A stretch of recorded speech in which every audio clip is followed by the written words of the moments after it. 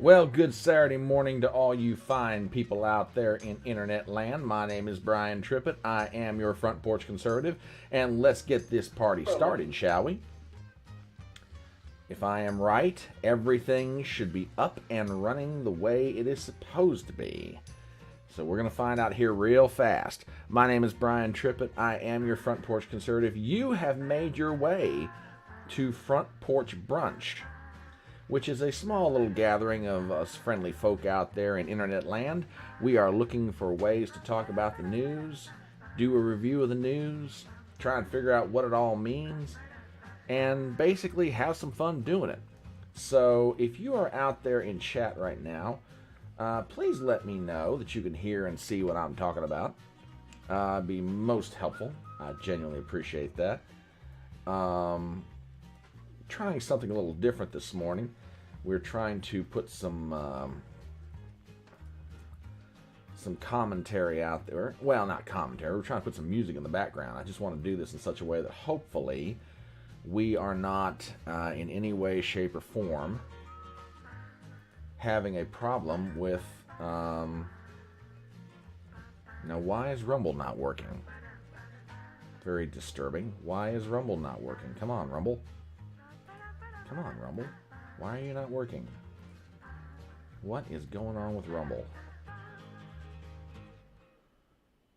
I set this thing up expressly for Rumble to be able to work. Why are you not working? This is not good. Okay. So, we're out there right now. Again, my name is Brian Trippett. Welcome to Front Porch Brunch, the Sunday edition. And I need to give an apology for why we're doing this on our not normally scheduled day. I had a family commitment yesterday, and it was that we would get together, my family and I, and do a yard sale. Now, you're like, a yard sale? Yeah, we do that sort of thing in my neck of the woods. About twice a year, there are two major yard sales in my area. One in the spring, one in the fall. And you'd be surprised how many people come out for this sort of thing. So it's really a cool thing to watch. It really is. So, oh, come on, Rumble. You're starting to make me mad here. Oh, well. Well, we're going to move on forward anyway. Hopefully Rumble is going to do what it's supposed to do here in a minute. And cannot figure out why my live stream is not working the way it should. This is irritating. Yeah, at least it is to me. I don't know about anybody else. But, should be working. Oh, that's why. Crap. Okay, I think I now see what the problem is. Hang on. Let's try this one more time, shall we? Come on, baby. Pick it up. Pick it up.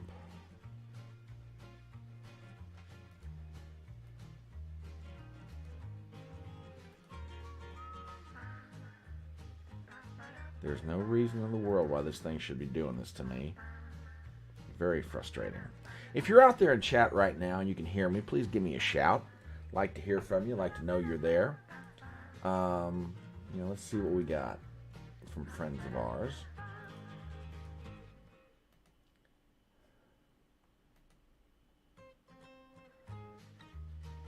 This thing should be working. Sorry about this, folks. It's just stuff like this that makes me a little bit crazy. Don't quite understand why it's doing this to me. Okay, so what's the problem? To your destination.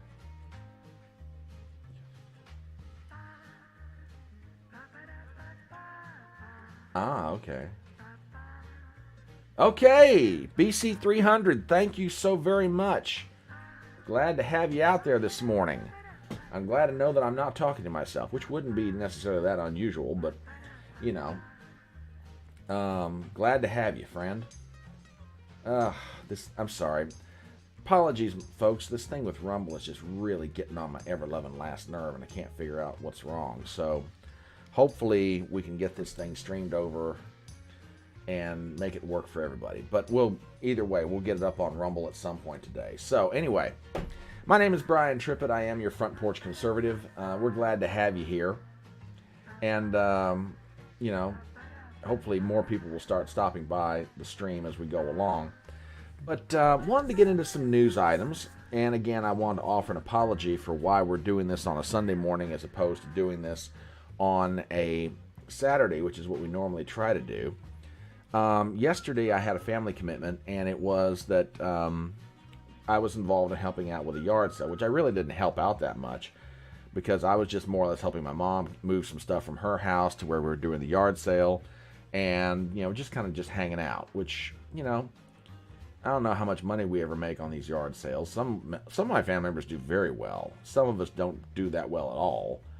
And, but I think we more or less get together for the joy and the pleasure of the fellowship. So, you know, we've got that going on, which is good. So that's why we're doing this on a Sunday morning. We're glad to have you. Now, for those of you who've never been here before, and you're wondering what exactly is Front Porch Brunch all about, here's the way I look at it. There's a lot going on in the world. You don't necessarily have the time that it takes to keep an eye on everything. Then again, I don't either. So at some point in your week, after you've been out there humping it for 40 or 50 or 60 or 70 hours, trying to make a living, trying to, you know, do everything for your spouse or your significant other or your kids or your boss or your family members or your everything else, by the end of the week, you are completely worn to a frazzle. And when you finally get that chance on the weekend to chill, it's kind of like, what in the world's been going on? That is why Front Porch Brunch is here. It's a recap of some stories throughout the week. Not everything, obviously, because everything's going on in the world. We can't always comment about it. Some news items that we've talked about or maybe you've heard about, but you just really haven't had a chance to dive into. That's what we're going to take a look at this morning. And, you know, hopefully you'll enjoy it. We'll have some fun doing it. You'll meet some new people. You get to know a little bit about me, you know, your Front Porch Conservative, who I am named after something that my uncle once said. If you want to be entertained, just go sit on your front porch and watch what walks down the sidewalk or drives by in a car. It'll either make you laugh, cry, or both. And that's kind of how I feel the older I get. So that's where we are. We're going to have a major announcement at the end of the show about something that is coming up in the near future. And I'm really excited about this. So, you know, I'm going to tease you with that little piece of news. And going to look forward to what's going on. So, let's start getting into our first news story. And in the meanwhile, I'll have the technical people try to work on Rumble for me as much as we can. I don't know how much that's going to happen. So, but anyway, I want to give an update to a story that we've been following now, really ever since it broke in late March. Those of you will remember the shooting at the Christian school in Nashville, Tennessee. And the shooter has been put down. The police are still investigating it. Apparently, at this point, they've determined that there's no accomplice. There's nothing else. But one of the things that the police found when investigating the shooter's home was they had documents. Now, by documents, I mean personal journals. Or the term most commonly identified with this is manifesto. Well, there has been an understandable and ongoing curiosity about what... Good morning, Mr. William Lacey. Glad to have you on the front porch. An understandable and noticeable curiosity about what was in this shooter's manifesto. In other words, what was motivating them to do what they did. Now, will we ever totally know? Probably not. But we will have the chance to try and figure it out and see if we can determine exactly what happened or what was going through their mind, that sort of thing. Well, about, call it a week ago, we got word that the manifesto would be released. The FBI, the Nashville Metro Police Department were finishing at least their part of the investigation. They were looking at releasing the document and they felt comfortable about doing it. Well, now news has come out that this may not actually be happening. So take a look at this. We'll start with our first article of the morning. This is from Fox News. Nashville police delay Covenant School shooting manifesto release. Oh, by the way, fellas, for those of you who are in chat right now, I've got some music going in the background. Is that too loud, or do I need to drop the volume on it? Just kind of let me know. I just thought it might be a nice little thing to add to the live stream. So if I need to drop the volume on that music or just get rid of it altogether, I can. But I just don't want to be fighting with the fact that you may not be able to hear me. So I don't want to be fighting with the music. So if that's too loud, just let me know, and I'll just drop the volume on a little bit. But anyway, we get to our first story. Nashville police delay Covenant School shooting manifesto release. The Nashville shooter killed 6 people at the Tennessee Christian School on March 27th. Good morning, Tennessee Outlaw. How you doing, brother? Glad to have you in chat. Good to see you, sir. And thank you for the word about the music. I appreciate that. So we get into this article. The Metropolitan Nashville Police Department announced Wednesday it is delaying the release of the manifesto of Covenant School shooter because of, quote, pending litigation. In a tweet, police said they had been advised by counsel to hold in abeyance the release of records related to the shooting at the Covenant School pending orders or direction of the court. Earlier this week, Tennessee Firearms Association and former Hamilton County Sheriff James Hammond filed a lawsuit demanding the release of the shooter's journals, according to WSMV. The lawsuit reportedly requested a court to force police to release the shooter's journals, writings, and other records linked to the March 27th mass shooting. Now, I've got some comments about this. Good morning, Reuben Christopher Haynes. Good to see you, sir. And yep, just like you, I wholeheartedly concur with this opinion.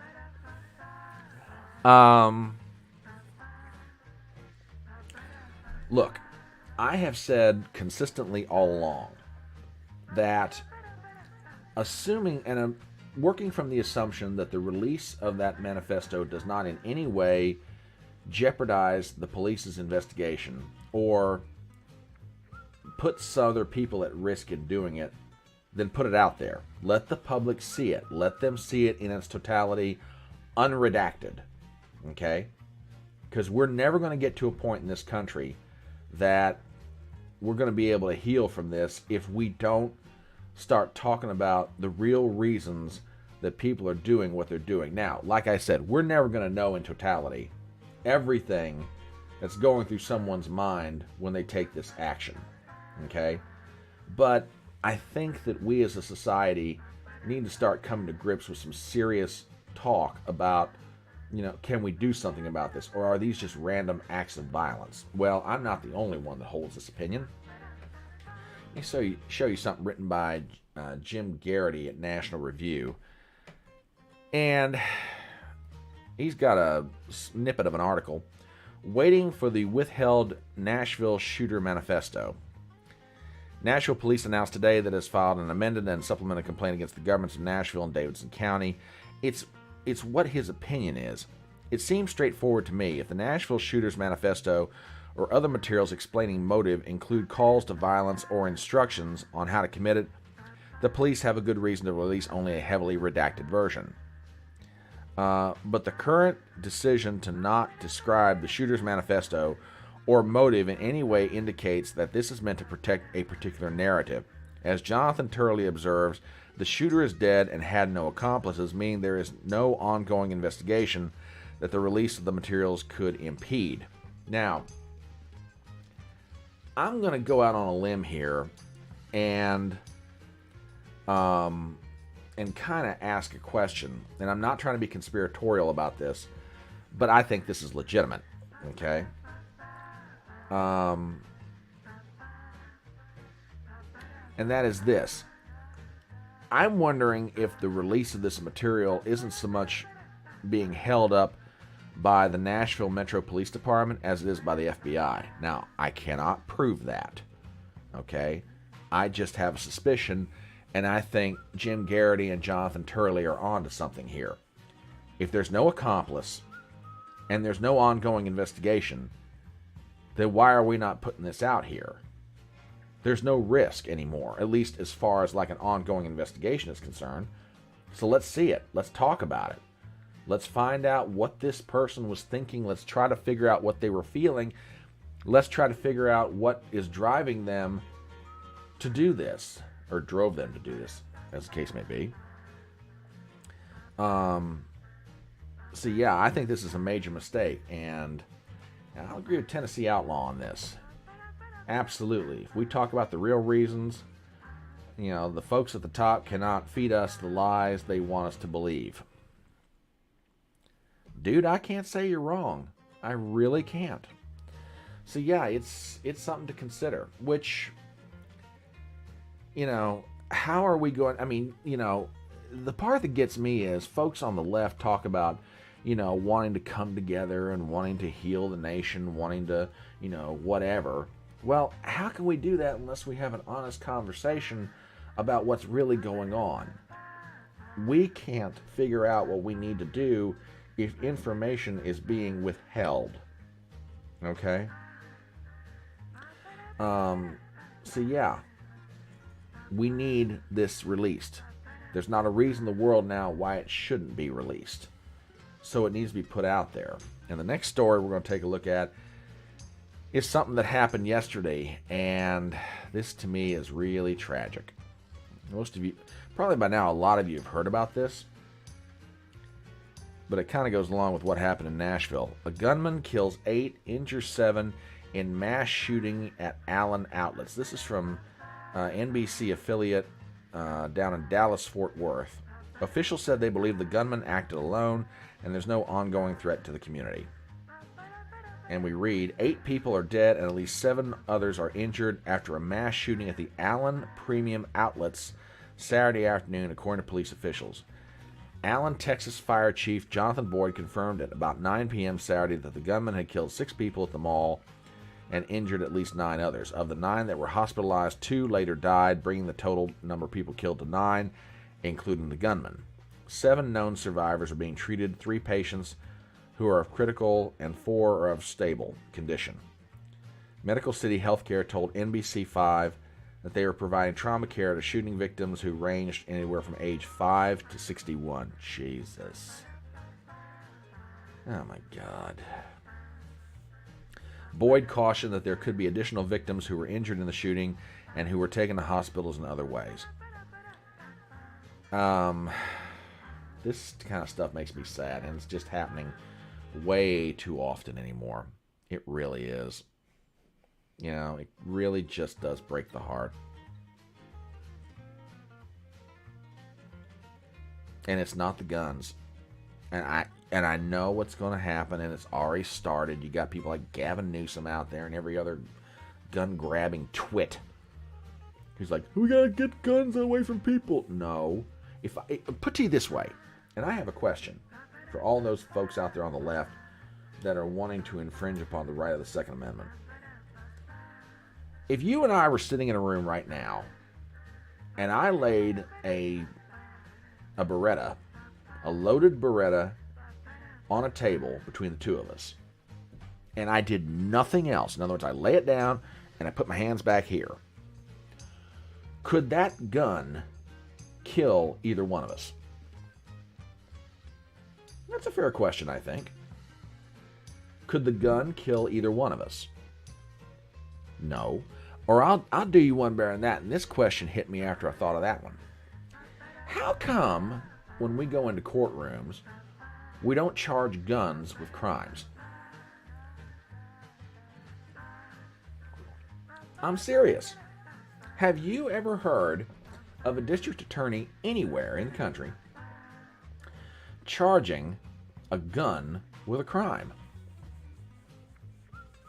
Well, I mean, to me, it's kind of the logical extension. I mean, if we're going to sit here and say that guns kill people, then why don't we charge guns when something like this sort of thing happens down in Allen, Texas, or in Nashville, or anywhere else in the country?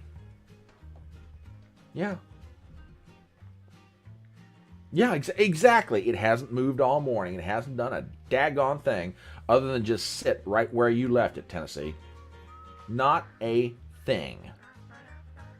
That gun is otherwise an inanimate object. Now, let me say that again. Inanimate object.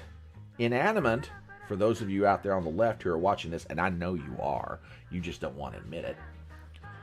You know, because you're drawn to this kind of thing, like moths to the flame. It's like, oh, I can't stand it, but I got to know what he's saying.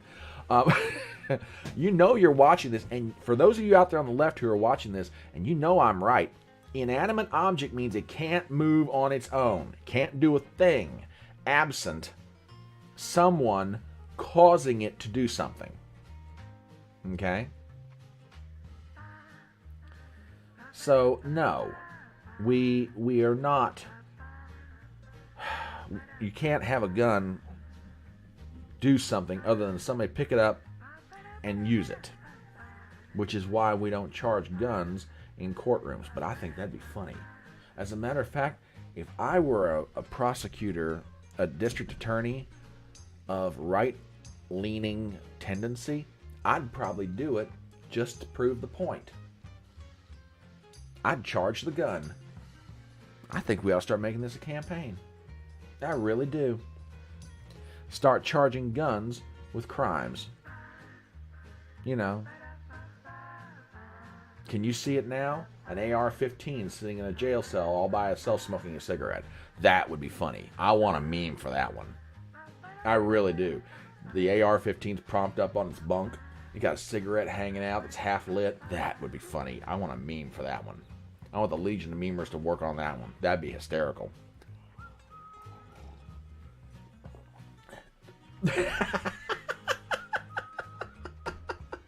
Yeah, you're absolutely... Exactly.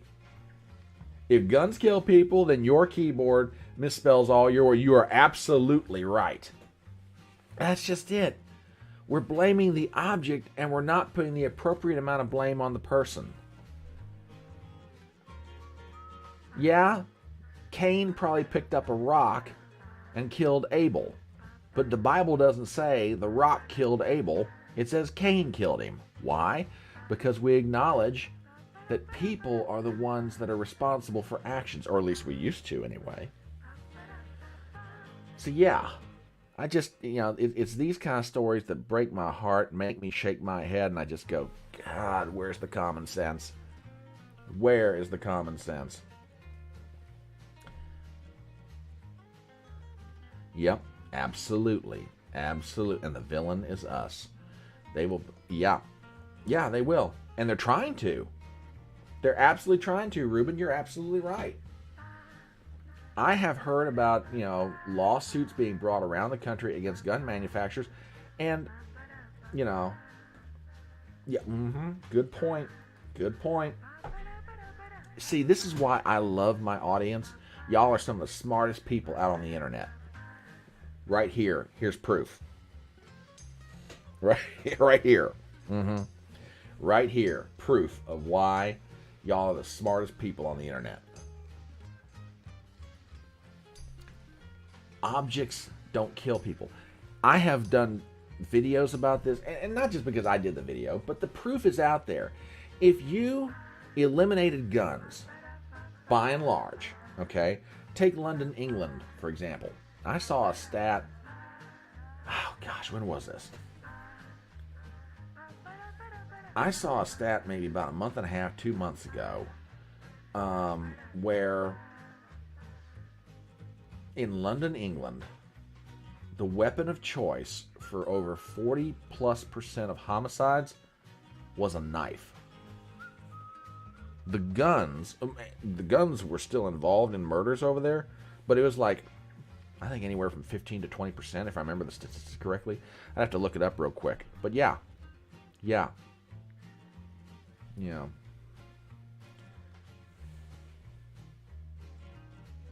absolutely. Yeah, I agree. There is evil in the world. And that's what, I think that's one of the frustrations that I've always had about folks on the left. They don't want to acknowledge that there are such things as good and evil. They don't want to acknowledge that there are realities beyond the physical. Truly.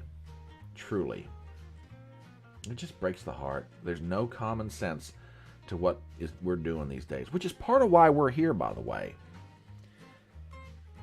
I'm not telling people what to do, but I do encourage this on the front porch, and even beyond the front porch when you leave here today. Speak truth. Speak common sense. You know, if we're going to turn this thing around, everybody in their own way has got to find their own voice. I'm not saying, you know, go out and lead protest march. I'm not encouraging anyone to do anything unlawful, but I'm saying where you are with who you're with, find your voice. If we are going to turn this thing around, we've got to change the culture, which kind of segues into our next topic. And before we get there, for those of you who are just now joining the stream, my name is Brian Trippett. I am your Front Porch Conservative. We do this on the weekends, a recap of the news. We call it Front Porch Brunch. We're glad you're here. There's some friends out in the chat I've seen already. There's probably other people out there. If you're out there and you haven't said anything yet, that's all right. But don't be shy. We're a friendly bunch around here. We're a great collection of wing nuts in one form or another. You know, we're kind of like a fruitcake. We're just a little bit nutty. Some of us are a little nuttier than others. So, you know, well, we're glad to have you. We're glad you're here. And say hello. I mean, you know, and if I'll tell you what, for those of you out there in chat, would you do me a favor right now? And you're probably already doing it. And if you can't do it, that's fine too. But if you're out there and you got like a second screen or something, or the ability to do it, would you send out a tweet if you're on Twitter with the link to this, and just let people know we're gathering together and just talking about the news, if you haven't done it already. As I jokingly say at the end of all my videos, I'm a one-man band, so I'll take all the help I can get. So yeah, if you guys could maybe shoot the word out this morning if you haven't already. I know Tennessee Outlaw does it on a regular basis. So William, Ruben, you know, anybody else out there, you know, shoot it out. Just let them know. Come on in. Like I say, we don't bite much. But that's a whole different context for a whole other conversation. But anyway, moving on. Culture. I saw some tweets over the past 24 hours from one of my absolutely favorite content creators. And it got me thinking about a subject that I've had on my mind now for a while. And, you know, it's kind of one of those deals where it makes you look back and wonder, did we really do the right thing? And then you start looking at things in the present. Are we doing the right thing? And then you've got, you know, situations where, you know, you start to wonder. Anyway, let me show you what I'm talking about. I said one of my favorite content creators. Some of y'all may know this lady, and if you don't, you need to start paying attention to what she's doing. She is probably one of the sharpest people out there today. Lovely Carrie Smith of Deprogrammed. You know, she is absolutely one of the great blessings to social media. And I mean that sincerely. She is calm. She is wise. She's insightful. If you're not following her channel on Deprogrammed, or you're not following her on Twitter, I highly recommend you do so. She is genuinely one of the most gracious people you'll ever meet. She does live streams regularly on Mondays, Wednesdays, Fridays, and she's tweeting all the time. And she is out there on the leading edge. So check her out. But let's take a look at this tweet, and that's going to kind of open up our discussions. She's responding to Carrie Lake War Room, and she says, quote, and she's quoting them, "We need to take this country back from Joe Biden before we can take our culture back from his friends." To which Carrie replies, "Bullshit. The woke culture war has been growing for a long time, despite which party was in the presidency. It has fruits in politics now, but it start in academia, spread entertainment, and the media. No president can save us from it. We save the culture ourselves. That's what people like Eric July, Chrissy Mayer, Alex Stein, Billboard Chris, Nerdrotic, D-Day Cobra, Matt Walsh, Chew Cole, Conceptual James, and countless others are doing on scales large and small. You can change the culture by creating fun, beauty, joy, and living life outside the confines of woke ideology by mocking and exposing it or just not living by it.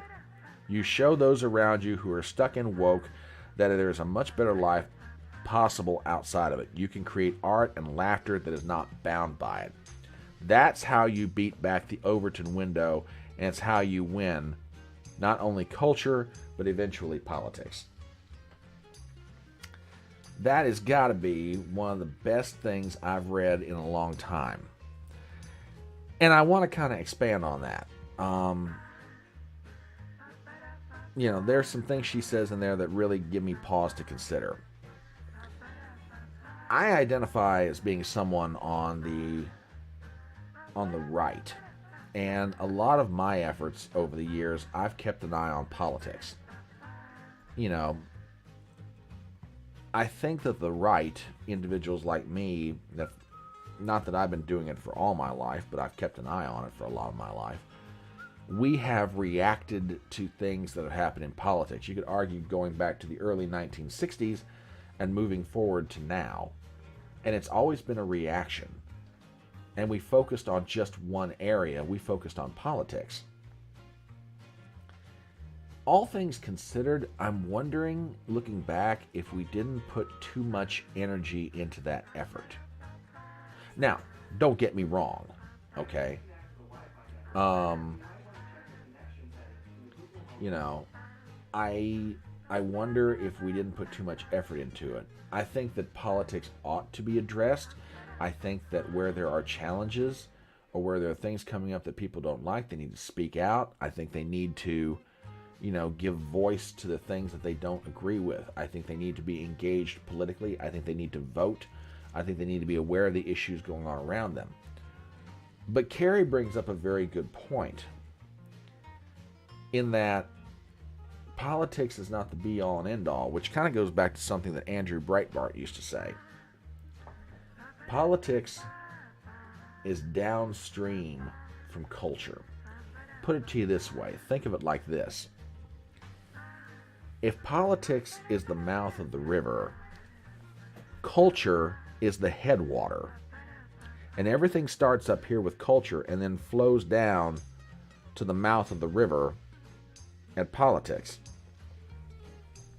The left has understood something now for decades that the right either doesn't understand or doesn't want to engage in. And that is, the hand that rocks the cradle is the hand that rules the world.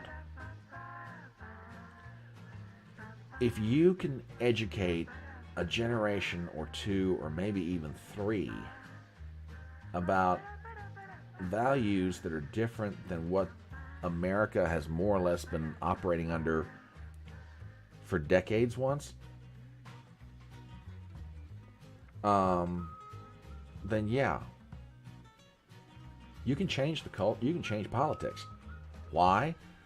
Because those people that are being educated on values that are different than the ones that have made America what it is today, they'll become politicians.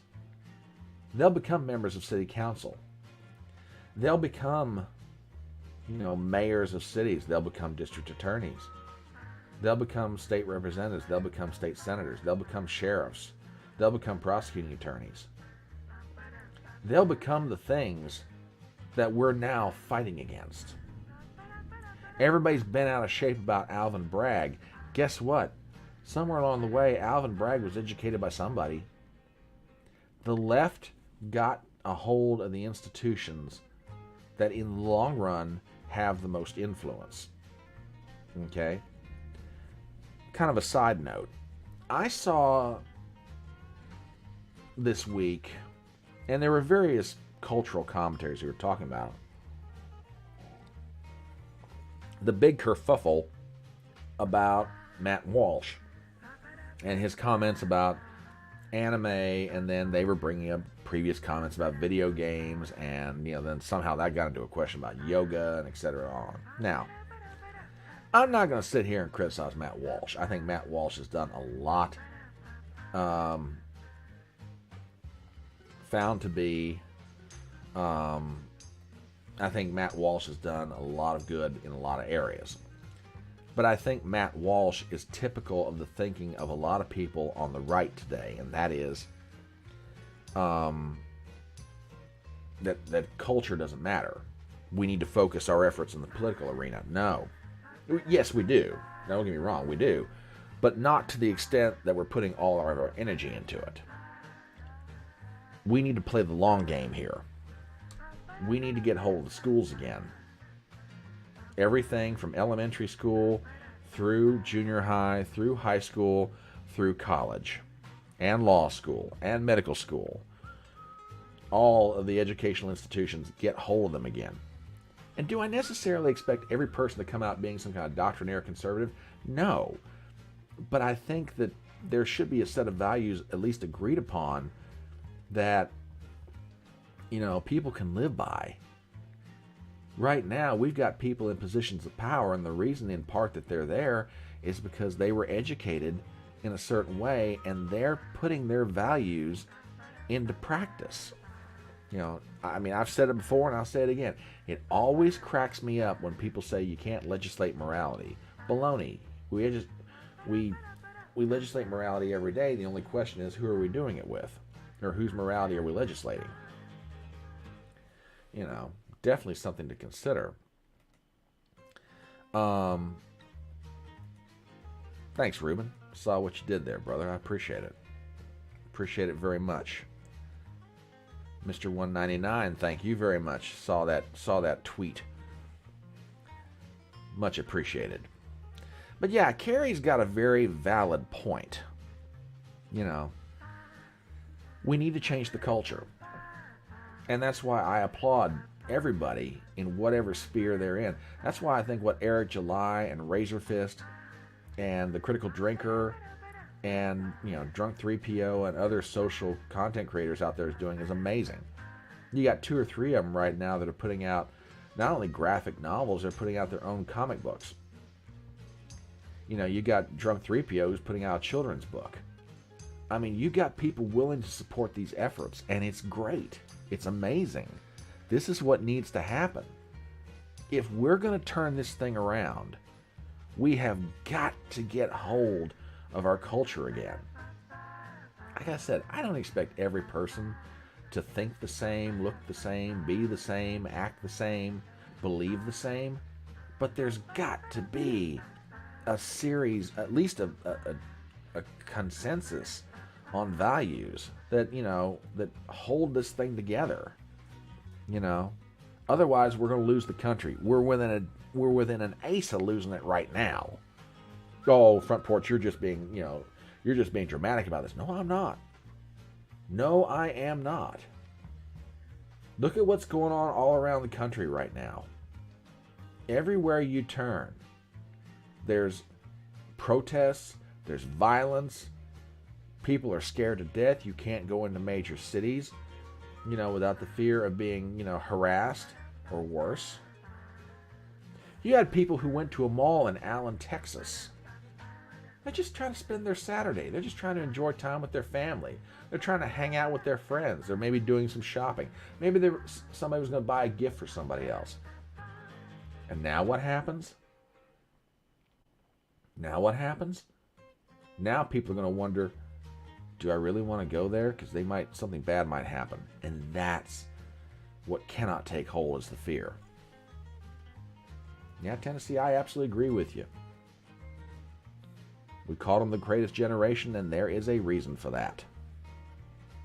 Saw a great meme one time, by the way.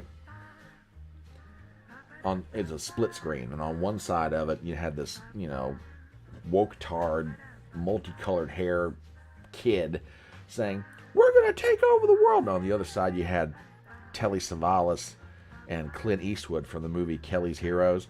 And Telly Savalas is saying, "Take over the world? You couldn't even start a lawnmower. My generation fought in a world war. We fought on 2 fronts. We fought against 2 empires. And you're trying to tell me you're going to take over the world? Bro." I love that. I love that meme every time I see it. Cracks me up. But, that also gets to another question. I said, we need to get hold of the institutions. We need to start working on education. We need to start working on culture. While at the same time, trying to put a certain amount of appropriate energy into, fighting back in the area of politics. But that sort of begs the question, how long is this going to take? Well, it's maybe a reason why people don't like the idea of being involved in the culture war. Let me give you something else that Carrie Smith wrote, and I think this is really good. I'm going to read this in its entirety. When I was in France last year, I got to see the Cathedral of Our Lady at Strasbourg, and with some others like Freiburger Münster in Freiburg, Germany. These cathedrals took hundreds of years to complete. The Strasbourg one was started in 1015. It was completed in 1439. It made me think about the first generation that started working on the foundation, how they'd labor every day, building something beautiful and meaningful that they knew wouldn't be finished for them to see in their lifetime, or even their kids' or their grandkids' lifetimes. They might work until their death and not even get through constructing the bathrooms. They were just laying the foundation. This made me think of the culture war, how long it might take, how the struggle in building a foundation of shared values and principles is often for the benefit of subsequent generations. For your great-great-grandkids, all of this sowing for what might be reaped later after you're no longer here to see it to a fruition. Those who have been working in darkness to destroy our very foundations have done so for generations. We are now seeing the fruits of the anti-culture, anti-reality, anti-God. I know my atheist friends will disagree with that last bit, but I tolerate it. It will take us generations to repair and build our foundational beliefs in individualism, in beauty, in truth, and in goodness. But it is worth it for all the joy that comes in the building and in all the joy that comes after. Nothing meaningful is built on a house of sand. It takes time. Woke loses. I know this. Keep working, happy warriors. We are winning. And boy, is she absolutely right. Let me give you an example from history of what she's talking about. I don't know how many of you watching or will be watching are familiar with the name William Wilberforce. William Wilberforce was a member of the House of Commons in Great Britain in the late 18th century. Somewhere in the 1770s, he introduced for the first time a resolution in the House of Commons that called for the abolition of slavery in the British Empire. And the resolution went down to defeat. William Wilberforce kept introducing that resolution for years. And finally, it passed. It took him about 20 years before the Slave Trade Act, of 1807 was passed by Parliament. Tennessee, glad you're able to stop by, brother. Hey, you're welcome here anytime you want. Go do what you got to do, brother. I get you. But thanks for stopping by. Thanks for being a part of the porch this morning. But to go back, it took William Wilberforce 20 years from the first time he introduced that resolution to finally seeing it come to fruition. Now, in those 20 years, he wasn't just introducing a piece of paper in the House of Commons. He was working out in society, trying to set up anti-slavery societies or movements, or trying to change the culture. It was an amazing effort, and he wasn't alone. He drew a lot of people to himself, but it took him a generation to finally see slavery abolished in the British Empire. 1973, Roe versus Wade was decided in the U.S. by the United States Supreme Court. Pro-life activists worked for 2+ generations And then finally, almost 50 years later, came the Dobbs decision. Now, I'm not trying to get into an argument about abortion, so don't get me wrong, but my point is this. No thing of significance is done immediately, or it's very, very, very rare. If you're going to turn this sort of thing around, the kind of problems that we've got in our culture, you may as well get ready, because you're going to be into this one for the long haul. You know, and along the way there's going to be joy, and along the way there's going to be, you know, heartache, and along the way there's going to be good days and bad days through it all. But it can happen. You can change the world. I have acquaintances of mine, or friends of mine too, that, you know, I'll get into discussions with, and, you know, they will point out all the things that, you know, that are holding us back. Well, you know, this is going on, that's going on, and we're never going to... I'm like, no.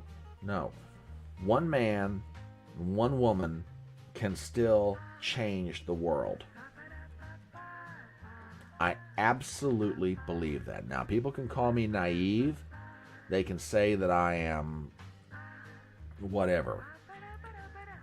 But one man or one woman can still make a profound difference in our country. And in the world, for that matter. You know. Martin Luther King Jr. gives the I Have a Dream speech.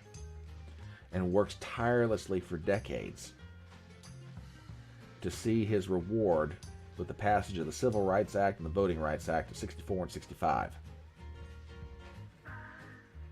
You know, one person, one man, one woman can make a difference. It is not a wasted effort. Is it going to be a big thing? Maybe, maybe not. But they can definitely change the world around them. How do we solve our problems in Washington, D.C.?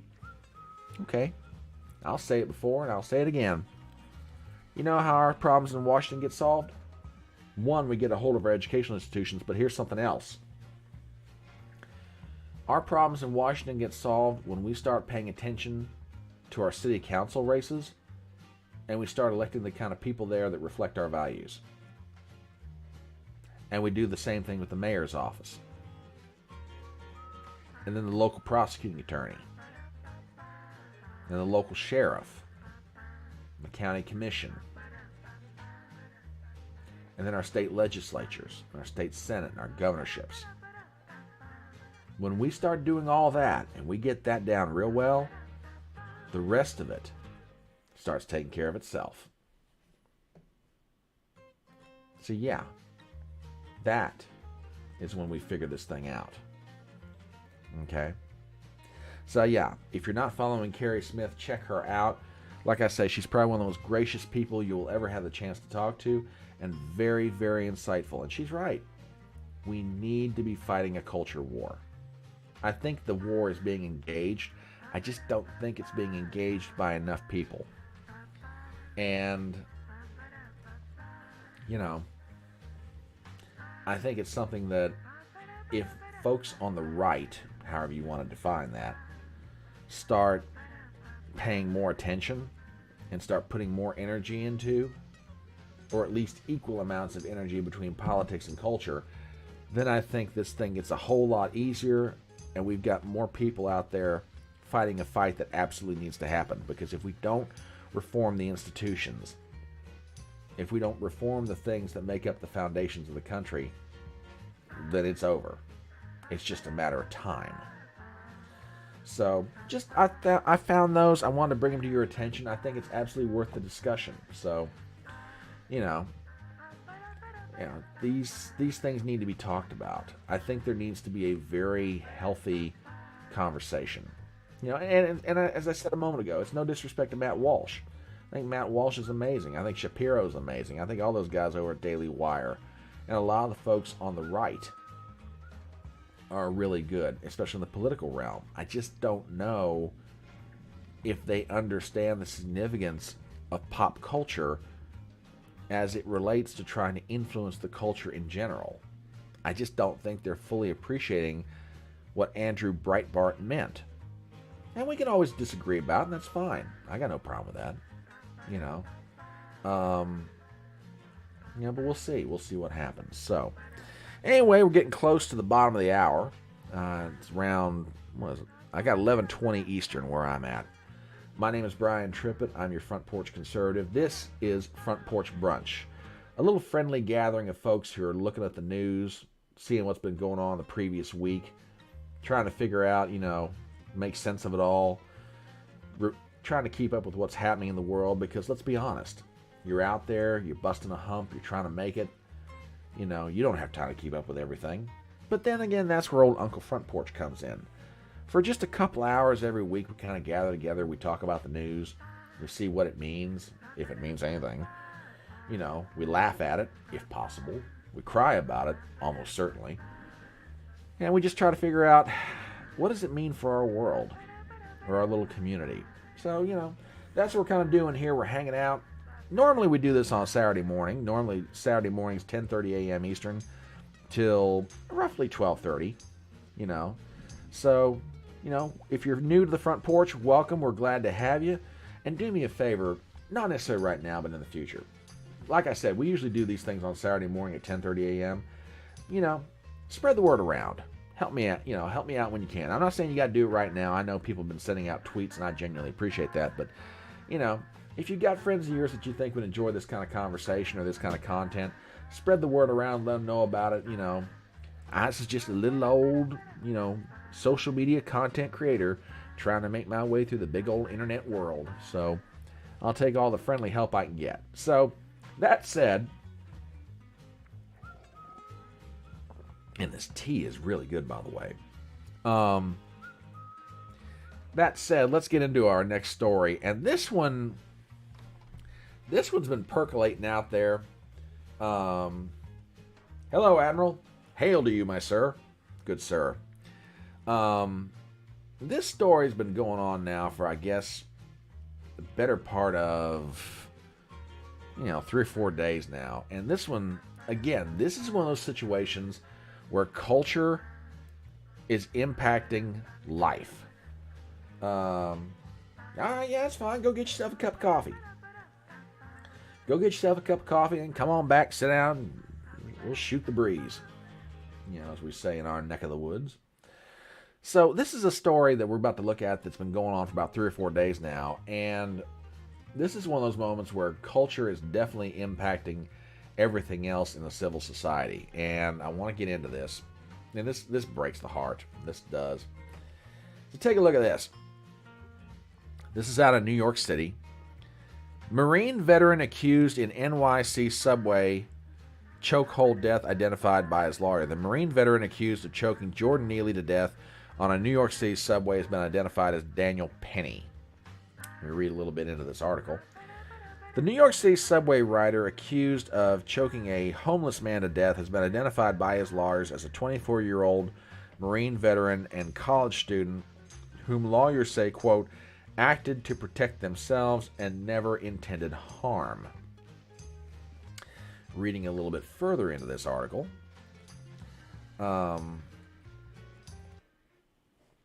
Daniel James Penny, 24, has been identified by witnesses and police as the man who held 30-year-old Jordan Neely in a fatal chokehold following what police say was an altercation on Monday 1 on a northbound F train. Penny joined the Marines in 2017, according to his LinkedIn profile, and is currently a college student, according to a statement released by his attorneys at Reiser and Kenneth. Now, I'm going to play you a little video here in just a second. That's part of why I cut the volume on the music. Neely was reportedly having a mental episode on the subway route, yelling and pacing back and forth, when Penny interjected, tackled him to the ground, and put him in a chokehold, according to witnesses and police. Quote, Mr. Neely had a documented history of violent and erratic behavior, the apparent result of ongoing and untreated mental illness. When Mr. Neely began aggressively threatening Daniel Penny and other passengers, Daniel, with the help of others, acted to protect themselves until help arrived. Attorneys said Daniel never intended to harm Mr. Neely and could not have foreseen his untimely death. Basically, the upshot of all this, Jordan Neely was a young man living in New York City who, you know, like everybody's trying to make his way through the world, apparently had some emotional or mental problems. He gets on a subway train with other individuals and begins to act out in a way that is beyond just abnormal. It's downright physically threatening to others. And Daniel Penny and some other individuals took matters into their own hands. Now, I'm going to show you a snippet of a video, and I want you to see this. So take a look at what happens. So, there were people who were recording how this went down. 24-year-old Marine veteran Daniel Penny can be seen in this disturbing video restraining 30-year-old Jordan Neely, who was homeless in a chokehold for nearly 3 minutes. Sources tell ABC News Neely was yelling and acting erratically on the subway, but had not become physically violent. Other passengers are also seen holding him down. Neely was later pronounced dead at the hospital. The medical examiner ruled his death a homicide. The individual who did this has to testify at some point to say I was in fear of my life, or I just wanted to end this situation as best I could. Those things matter. Those statements from the witnesses are really going to play a big role in this. Attorneys for Mr. Penny releasing a statement Friday night offering his condolences for Mr. Neely and writing, quote, "When Mr. Neely began aggressively threatening Daniel Penny and other passengers, Daniel, with the help of others, acted to protect themselves until help arrived." He added Daniel never intended to harm Mr. Neely and could not have foreseen his untimely death. Protesters are now calling for Penny's arrest. Neely had a troubled past, including more than 40 arrests and a history of mental illness, seen here on the subway just days before he died. The incident renewing the debate over mental illness and public safety. This man had a mental issue, and the way you handle that is not to put him in a chokehold and squeeze the life out of him. Okay, hold on a second. All right, I'm going to stop this because, all right, I wanted to show this to give some context for comments that I'm going to make and probably y'all are thinking about.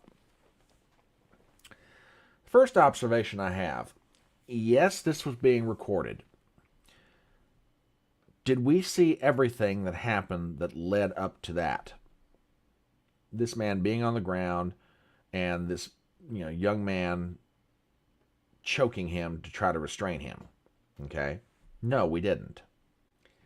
For those of you out there watching this old enough to remember, I'm going to throw a name out there that's probably going to ring some bells for you. Rodney King. Now, there's been a lot that's been made over the years about how that deal went down out in Los Angeles, where everybody remembers the video of the police taking baton sticks and just absolutely wailing on Rodney King, beating him within a half inch of his life.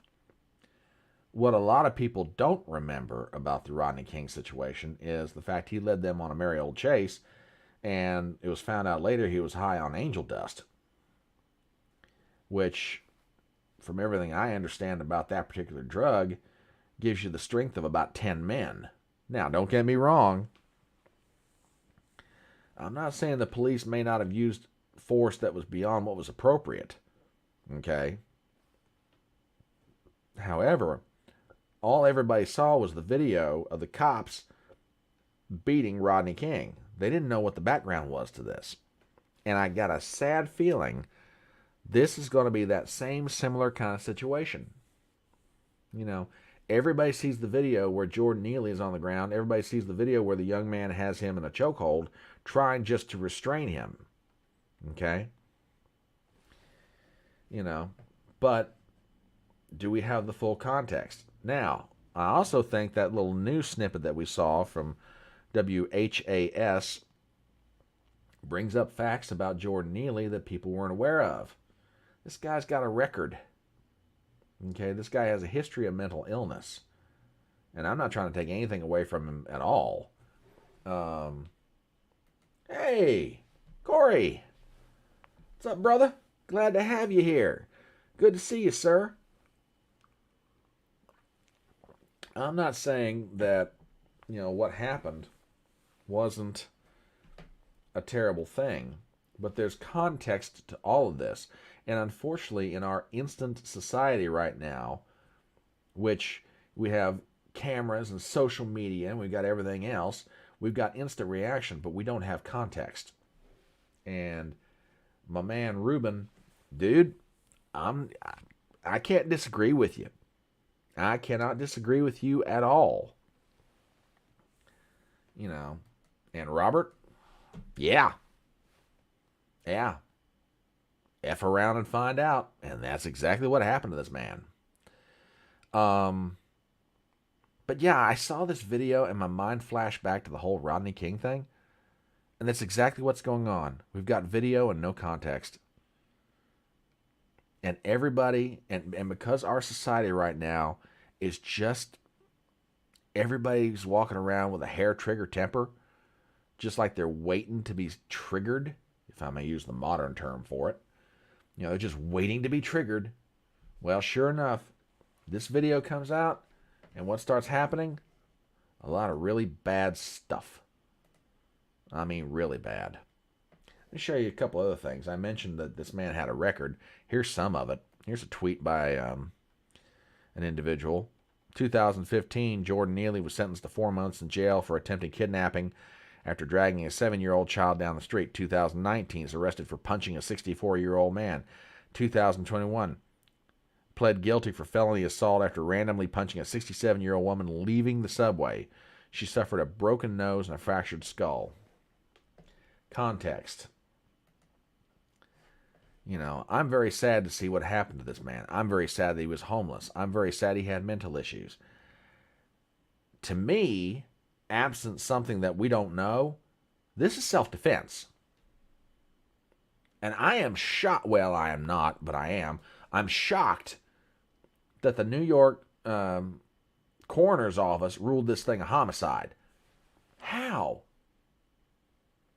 If this man, Jordan Neely, is walking up to passengers on the subway, he's yelling, he's making threatening remarks, you know, whatever, people are trying to calm him down, you know, he makes a move that in the mind of this passenger, or passengers, is physically threatening. I'm sorry, it's self-defense. I don't have any other term for it, at least as I understand it. Now, like I said, we've got a whole lot of video, don't have a whole lot of context, but from everything I'm looking at, this is justifiable self-defense. But I got a feeling that in this crazy environment that we find ourselves in socially, politically, legally, this poor kid's going to swing, proverbially speaking. Yeah, okay, good point. Good point. You know, if all he was trying to do was restrain him, that's one thing. If he applied it incorrectly and it took several minutes to do it, yeah, it could have contributed to death. But I have a hard time calling this homicide. Because to me, that means malice aforethought. You know, well, exactly, Corey. I agree with you. You know, that's what I'm saying. To me, this seems like a matter of self-defense. You know, I'm with you. Now, and again, I'm not saying anybody's, until we know all the facts about this, you know, I'm kind of keeping my powder dry. I'm just saying this is how it looks to me. But unfortunately, it's not just stopping with conversations. Look at what's happening in New York City. Take a look at this. I'm not going to play the audio to this, but these are protests that are breaking out in the New York subway system. Okay? And this stuff's kind of scary. And that's not the only video out there. This is just really kind of frightening where we are right now. And there's no amount of law enforcement.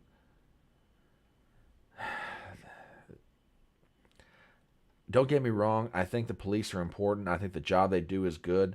But if you don't have a society that respects each other and respects the law and has certain cultural and moral underpinnings, there is no amount of police that you're going to have that's going to be able to maintain order. Because the police can only do so much. Here's another one.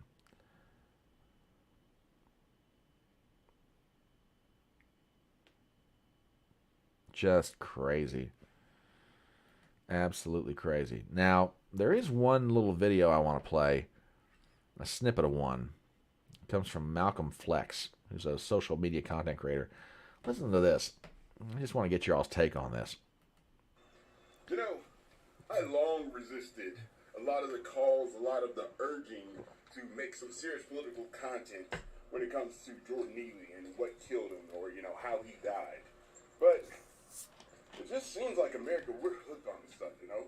We love using the deaths of black men to start pushing, you know, disingenuous political causes that have no legislative solution. But I shouldn't be surprised. This is what we get, right? These are the politicians that we get. This is as much action, or I guess, as much attention that the public gets when things go wrong. It's not even the right thing, because our politicians, AOC, the squad, all of New York State politicians, pretty much want to call this a symptom of racism. Well, okay, let's play that game. Let's pretend it's racism. What can you do about racism? Now, it's a 5-minute video, and now, okay, no, Robert, if I'm starting to mistake what you're saying, you know, my apologies, but yeah, and I should follow up on his comment. Yeah, understood. I get you, dude. I get you. Sorry, I got to pour myself some water here. But yeah, if that had been applied correctly, the guy should have been out in 30 seconds and nothing else happens to him. Plus, there's something else I want to know. And I am not trying to disparage the dead with this question, okay? But I think this is legit. What did the toxicology report show? Was he on anything? I'm not saying that what happened didn't happen. But were there other contributing factors? I mean, you know, George Floyd. Oh, I said that out loud, didn't I? Oh, yeah, I did. So, yeah, this is going on in society right now, and this is just absolutely breaking the heart. It really is. Well, you know, Admiral, I'm glad to know you've got talents, dude. I really am. I'm glad to know you got talents.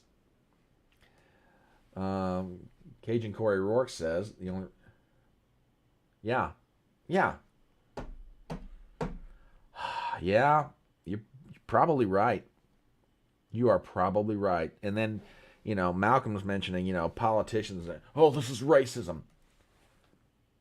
I'm sorry. What difference do you honestly think that this kid who put Jordan Neely in a chokehold was thinking about it? Oh, yeah, I want to choke out a black man. Really? Honestly? Is that what you're thinking? Oh, gosh. Yeah.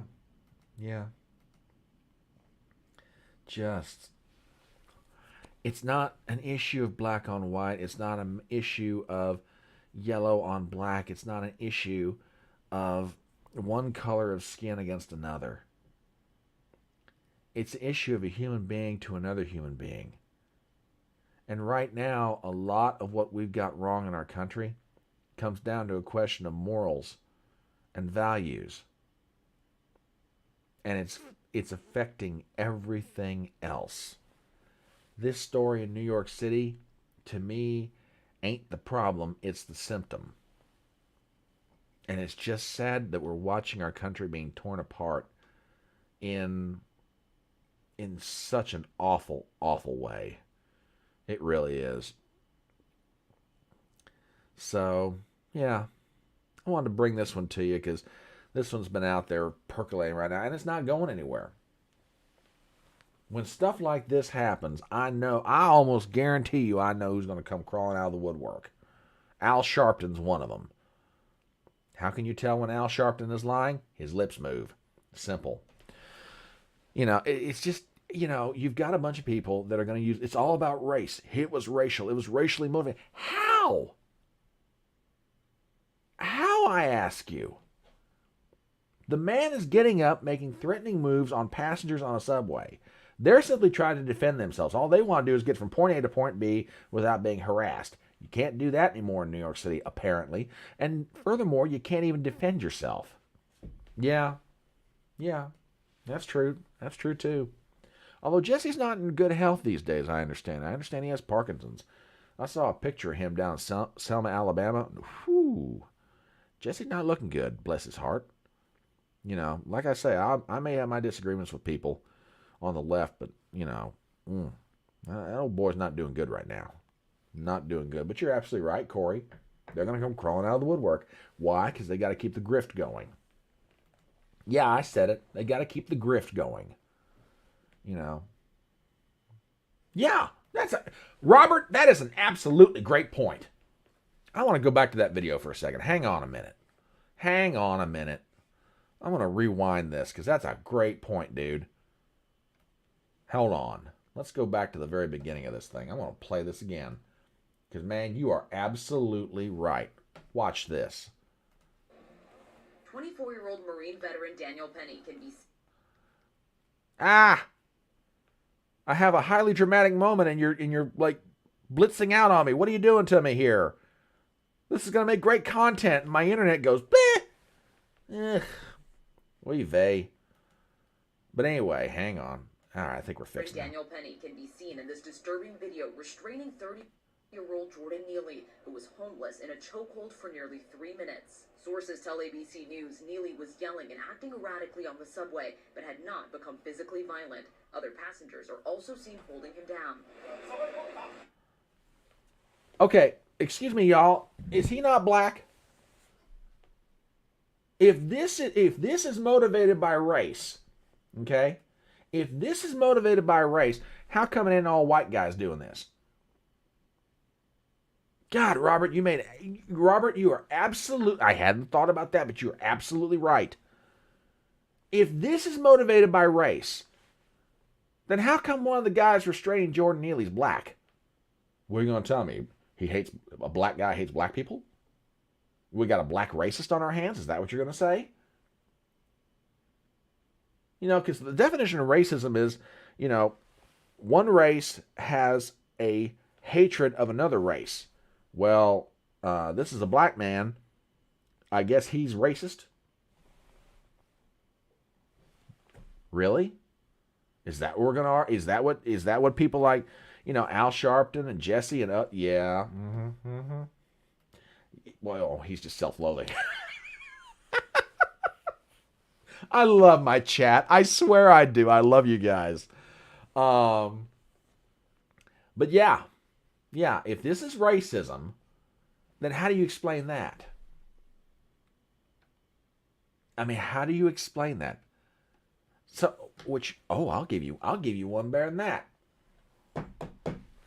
If we're going to argue that these things are motivated by racism, so here's my question. Were the BLM protesters back in 2020 who were burning down businesses in Minneapolis, were they racists? Because remember, the majority of those businesses they burned down were operated by African Americans.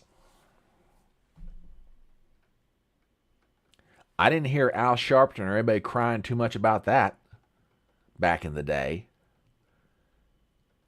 I don't remember him standing up against Black Lives Matter and saying, I can't believe this. Can't believe this.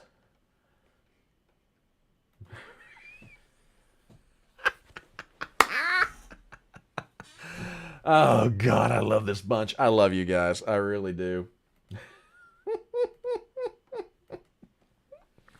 Ruben with the mic drop. Oh, my gosh. Yeah. Yeah, I mean, if this is racial, you know, then I think we ought to start calling out BLM. Y'all burning down. BLM's out there burning down black businesses, murdering black people, injuring black people. How come BLM's not racist? Come on, Sharpton. If we're gonna call spade a spade here, oh, sorry, I shouldn't say that. You know, if we're gonna call this thing what it is, how come we ain't calling? You know, how come we're not calling BLM racist? Or for that matter, Antifa. Let's just not stop there. You know. I mean, seriously. This isn't about race. This is about justifiable self-defense. They felt threatened. He made one move too many, and as Robert says, F around and find out. And that's exactly what went down. Exactly what went down here. And we're watching too much of this stuff happen all over the country.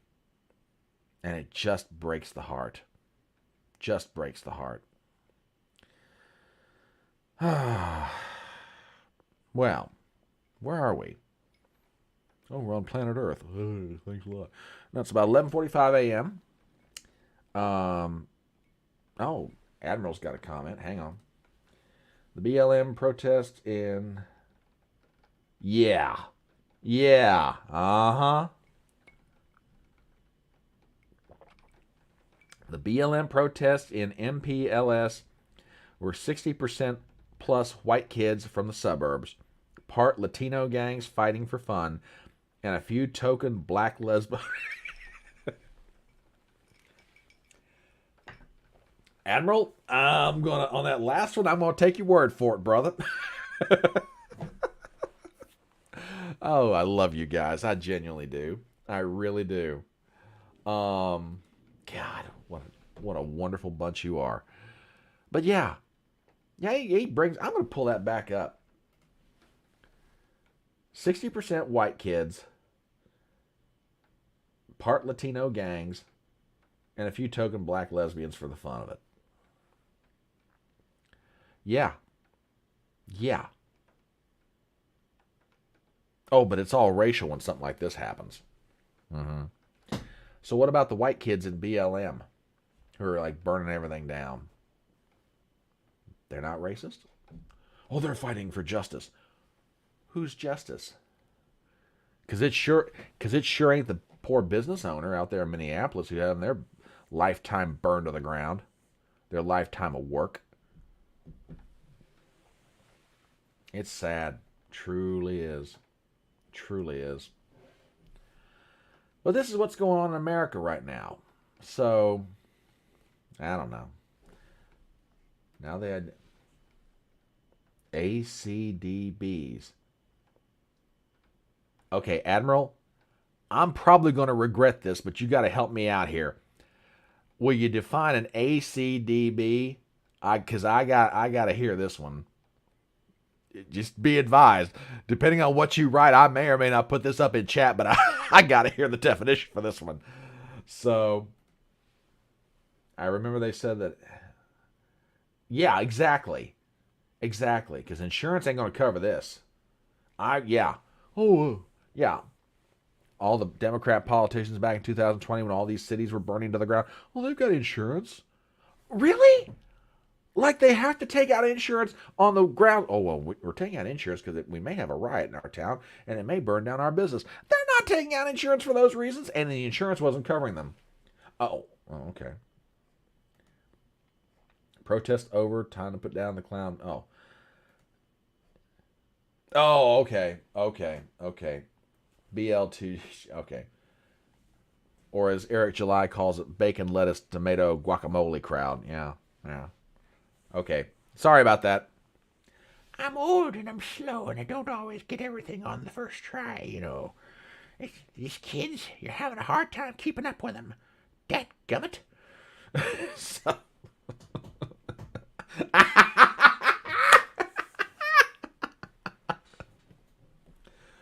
Mic drop.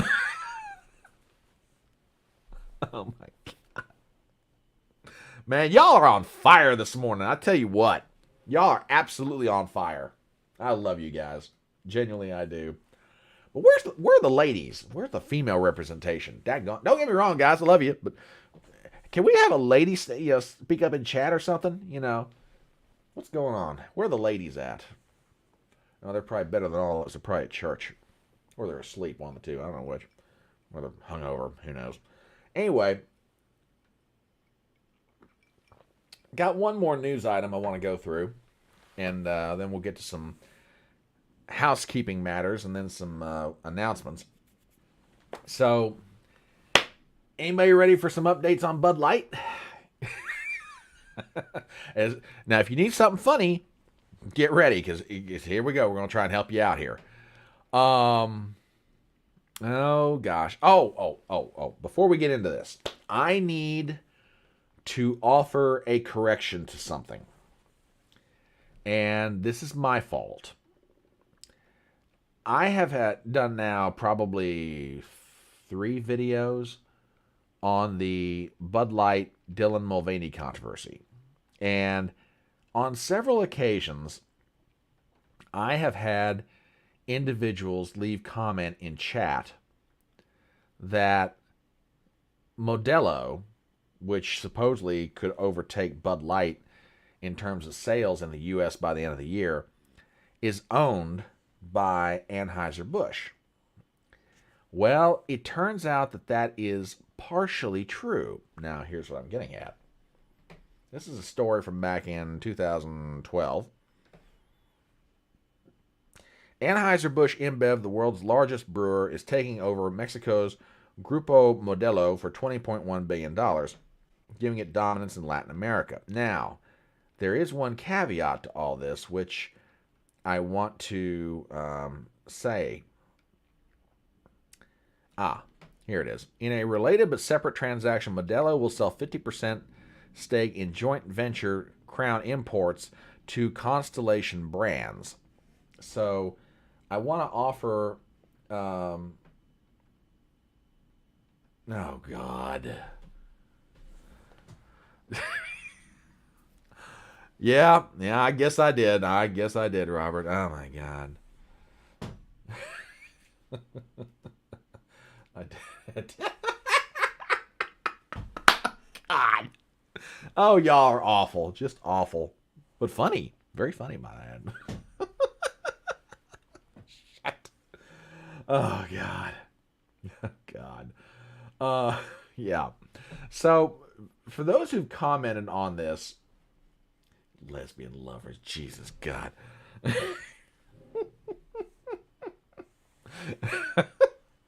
Sorry. Hang on, I gotta pull myself together here. For those of you out there who have commented that, hey, Modelo is owned by Anheuser-Busch, you're right, and I'm partially right. It turns out that the distribution on Modelo is handled by a separate company here in the U.S., so they've got 50% ownership of it. But the rest of Modelo outside the U.S. is owned by Anheuser-Busch. Well, don't drink the water, they're making the frogs gay. Now apparently we don't drink the Bud Light because it's making the colonists gay. As Yakov Smirnoff used to say, America, what a country, you know. Oh, jeez. But anyway, now I want to play, getting into this, something that I find to be humorous, and I have to do my fair share of giving credit here. I've got to give a shout out to Jeremy Hamling of the Quartering, who put me on to some of these videos and stories, and I thought, okay, we need a recap of what's going on. So I want to set this up, I want to play this because it will set up what we go to next. So watch this. Hi, Dylan. Just wanted to let you know that your friends from the cast of the Book of Mormon love and support you, are so proud of you, and for Anheuser-Busch, we are really proud of you for making an American superstar in your can. Love ya!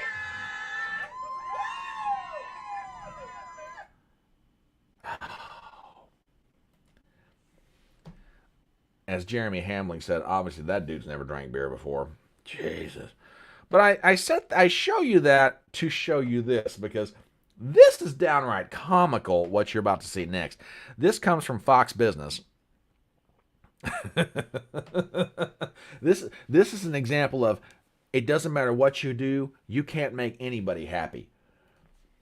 Check this out. Bud Light Dylan Mulvaney controversy deepens. Chicago gay bars roar at beer makers' abandonment of cause. Chicago organization Two Bears Tavern Group is no longer selling Anheuser-Busch products, including Bud Light and Busch Light. Reading into this story, Anheuser-Busch products will no longer be served at some gay bars in Chicago in light of the beer giant's distancing from transgender influencer Dylan Mulvaney. Two Bears Tavern Group, which owns 4 gay bars in the Windy City, called out Anheuser-Busch's InBev, quote, abandonment of its support of Dylan Mulvaney on Thursday. The organization will no longer serve Anheuser-Busch beverages at their bars, which includes Bud Light, Goose Island, 312, and Busch Light. Anheuser-Busch partnered with Mulvaney in March. Okay, I'm not going to get into that. But yeah, this is absolutely Oh my gosh. Okay, hang on. Two Bears group called Whitworth's remarks, quote, reprehensible and divisive, along with Anheuser-Busch's move to put two executives involved in the campaign on leave. Quote, Anheuser-Busch's decision to drop its support of Mulvaney in response to ignorant and hateful objections by some of its customers show how little Anheuser-Busch cares about the LGBTQIA plus community. Jesus, why don't you just use alphabet? The whole alphabet. You may as well just say it. It's shorter. And in particular, transgender people who have been under unrelenting attack in this country, the statement read. CEO Brendan Wentworth's excuse that Anheuser-Busch never intended to be part of this discussion that divides people was tantamount to saying that the rights and safety of transgender people are topics worthy of debate. Oh, my God.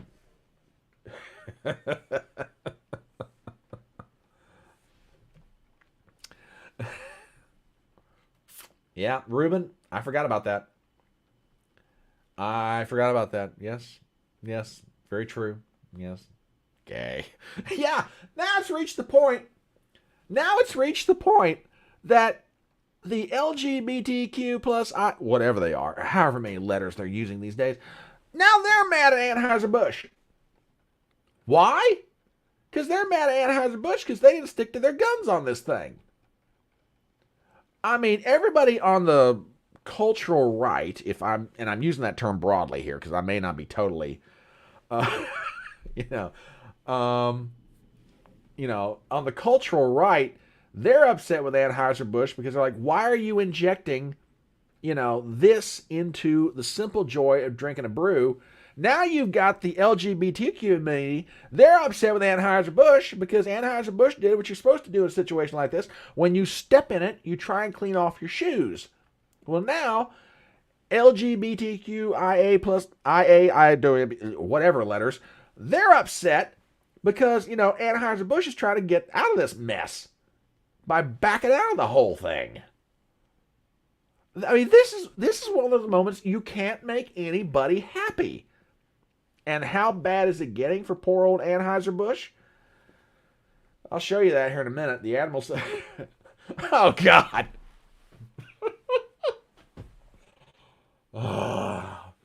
So, Admiral, what are you saying? Jeez. For the record, for YouTube's purposes, let me be also clearer. There are some people that believe that Jeffrey Epstein committed suicide, and this may be what the Admiral is referring to. But, many say that he committed suicide, and there's obviously no disagreement about that whatsoever because, all the evidence points to a clear case of suicide.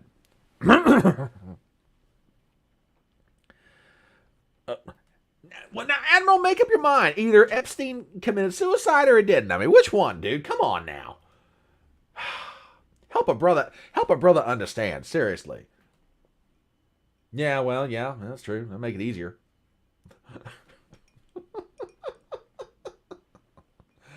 Anyway, so, yeah. First, we've got the cultural right that's upset about this Dylan Mulvaney thing. Now we got, the LGBTQ, or weirdo community, as Robert likes to call them. On the other side of it, they're not happy with Anheuser-Busch. Nobody's happy about it. And how bad of an effect is this having? Watch this. This is a tweet that was put out earlier this week. This was at Fenway Park in Boston. Okay? Now, watch this. Guys, this is so funny and bizarre. Look at that. That is a Bud Light. That is every single Bud Light stand here in Fenway Park in Boston. Right? Oh, I'm probably going to get in trouble for the music. Sorry, YouTube. Didn't realize that. Yeah. You can't give the stuff away. This is how bad it's gotten. And what you just saw, ladies and gentlemen, is not in the, South. We're not talking about, the deepest parts of Arkansas or someplace like that. We're talking about Boston, Massachusetts. One of the citadels of political liberalism in this country. You can't go to a Red Sox game and get somebody to buy Bud Light. They are absolutely empty. There's nobody. And look at that. There is no one in line to buy this stuff. In Boston, of all places. But now there are some pieces of news related to this. You gotta check this out. This is really when it starts getting funny. Okay, this is from the Daily Caller, and this is great. Bud Light gives distributors free beer to apologize for the Dylan Mulvaney fiasco. Oh my God.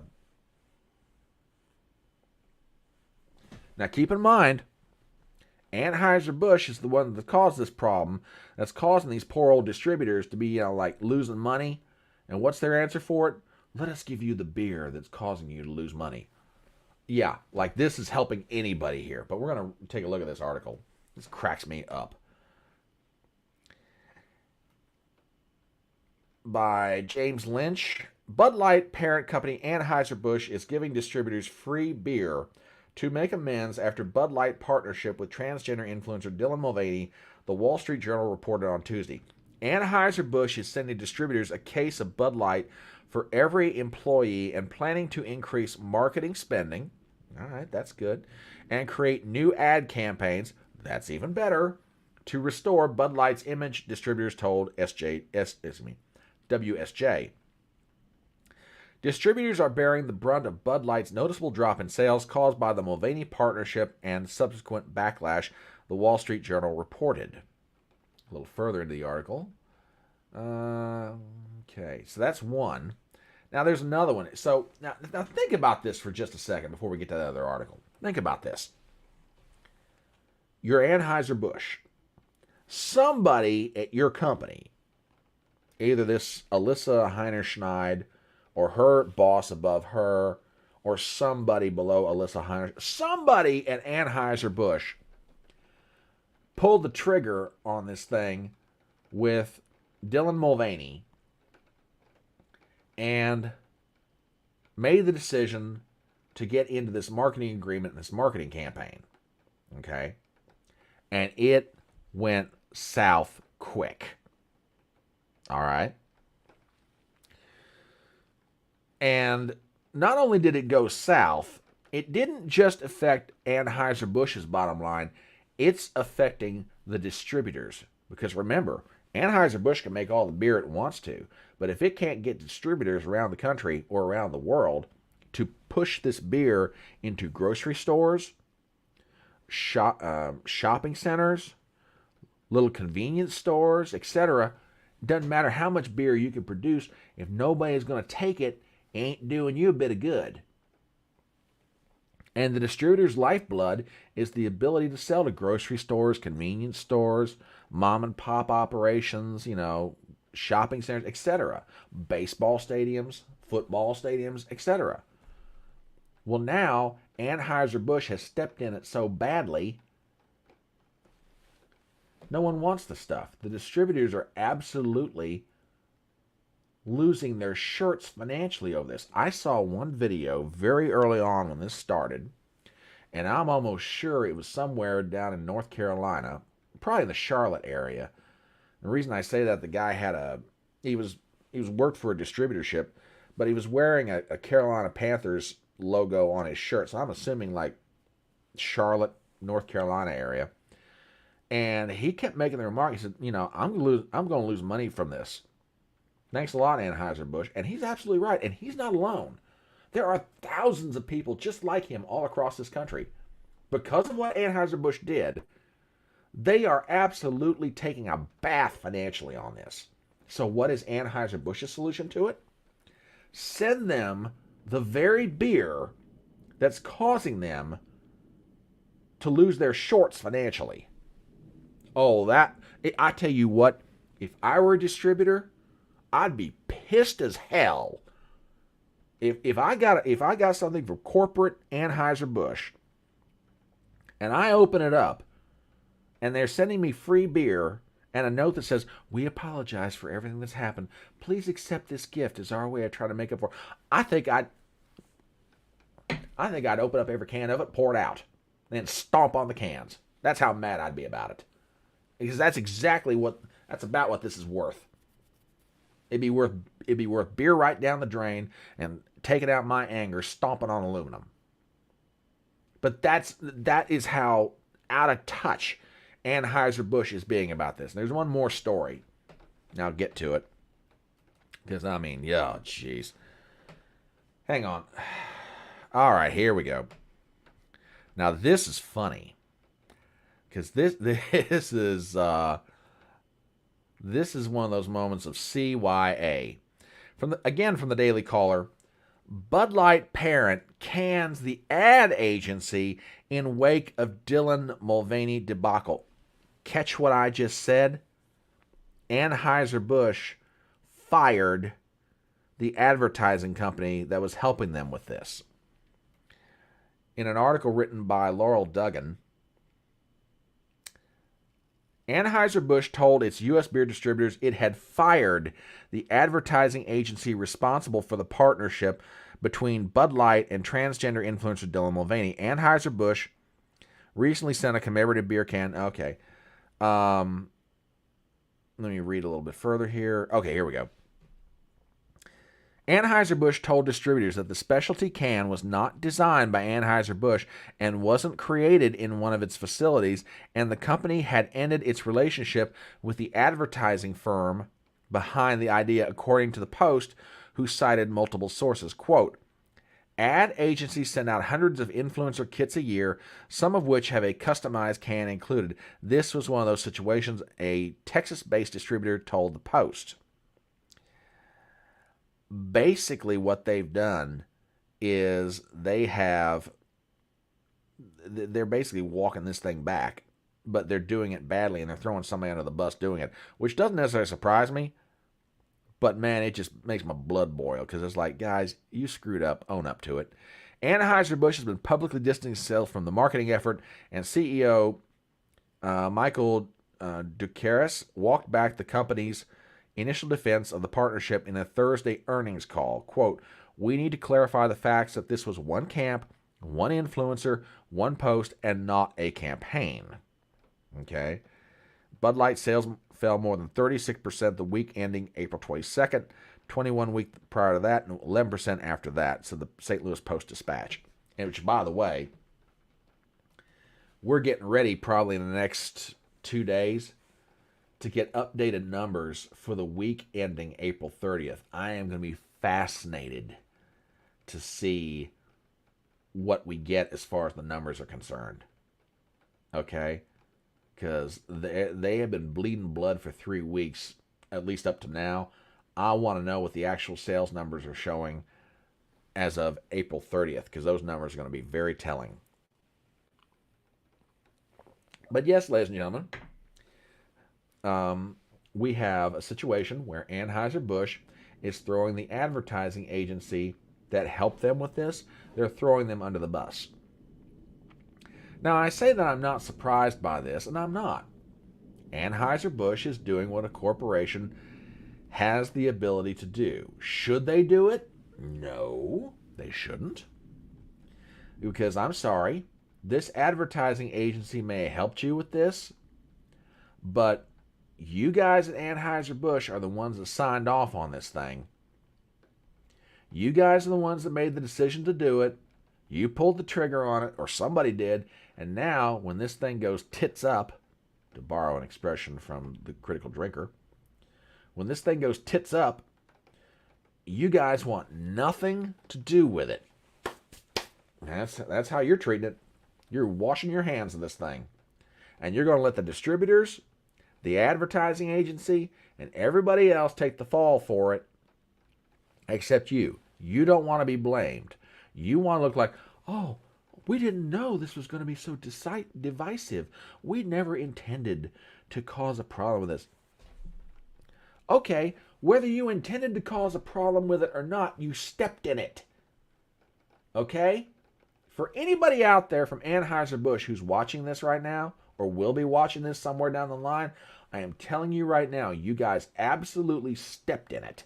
And now, you don't want to be men and women enough to stand up and say, yeah, we screwed up. It was our mistake. We screwed up. I mean, guys, please. Be a man, be a woman, be a company. Admit you were wrong.